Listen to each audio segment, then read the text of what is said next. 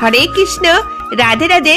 আজকে একটা রেসিপি নিয়ে এসেছি। এইটা কিন্তু গোপাল সোনার খুবই পছন্দ, আর আশা করি তোমাদের খুব পছন্দ লাগবে। আজকে হয়েছে গাছের পেঁপে পেড়ে আমি তোমাদের কাছে শেয়ার করব একটা জিনিস। আর দেখতেই পেলে পুরো আঠা লেগে আছে, মানে একদম সদ্যই পাড়া হয়েছে গাছ থেকে। আর এত টেস্টি হবে এটা খেতে, অনেকে পেঁপে খেতে পছন্দ করে না। এই রেসিপিটা যদি তোমরা খাও তোমাদের মুখে লেগে থাকবে, এত সুন্দর লাগবে। প্রথমে আমি পেঁপেটাকে ভালো করে ছাড়িয়ে নেব। এর যে সবুজগুলো থাকে, মানে একটুকুনো যেন গায়ে না লেগে থাকে, তাহলে একটু তেতো তেতো ভাব লেগে যাবে। কিন্তু আমি একদম পুরো ক্লিয়ারভাবে পরিষ্কারভাবে ছাড়াবো, যেন একটুকুনো না তার গায়ে লেগে থাকে। আর আমি বেশ ভালো করে খোসাগুলো ছাড়িয়ে নিচ্ছি, দেখতেই পাচ্ছ। আর যতটা ক্লিন করবে ততটাই ভালো, মানে একটু মোটা করে ছোলটা ছাড়িয়ে নিতে হবে। তারপরে বিচাগুলো বেশ ভালো করে ছাড়িয়ে তার মধ্যে ভেতরের যে অংশগুলো থাকে সেগুলোকেও কিন্তু আমি কেটে বাদ দিয়ে দেবো, কারণ এটাও খেতে নেই সবাই বলে। তার জন্য আমিও এটা, আমার মা ঠাকুমারা বলতেন যে এগুলো একদম খেতে নেই, এগুলোকে বের করে পরিষ্কার করে দিতে হয়। এবারে চলো প্রসেসটা দেখাচ্ছি। এই যে একটা গ্রাইন্ডার, যে এটা সবাইয়ের ঘরেই থাকে এই কাটারটা, তো অবশ্যই এটা দিয়ে কিন্তু সব একদম ভালো করে পরিষ্কার করে ঝিরি করে কেটে নেবো। আমি তোমাদেরকে দেখাচ্ছি, দেখো এইরকম করে সরু সরু করে একদম কেটে নেব খুব সুন্দর করে।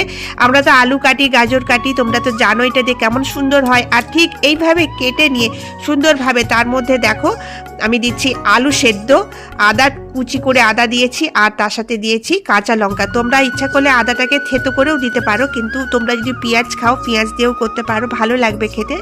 বিভিন্ন ধরনের, যেহেতু আমি গোপালকে দেবো তার জন্য কিন্তু আমি এইগুলো ইউজ করছি না।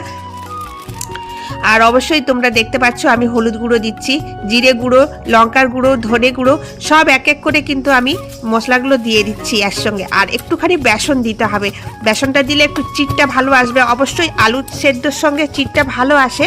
তো তোমরা এই যেই আইটেমগুলো দিলাম, হ্যাঁ লাস্টে নুনটা দিয়ে ভালো করে ম্যাশ করে নেবে, এইভাবে বেশ ভালো করে ম্যাশ করে নিয়ে আর এই চপের আকারে গড়ে আর গরম তেলের মধ্যে এগুলোকে উল্টে পাল্টে ভেজে নেবে। তেলটা যেন বেশ হাইভাবে গরম হয়।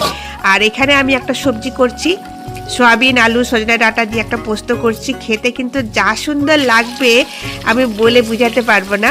তো আর এই যে দেখতে পাচ্ছ বড়াগুলো ভেজে নিয়ে, কড়াটা কিন্তু বেশ ভালো করে গরম করবে, তাহলেই কিন্তু লেগে যাবে না। আর একটু নরম টাইপের হবে বড়াগুলো, খেতে এত টেস্টি হয়, সে অসাধারণ হয় খেতে, এত টেস্টি। গরম গরম ভাতের সঙ্গে এত ভালো লাগবে।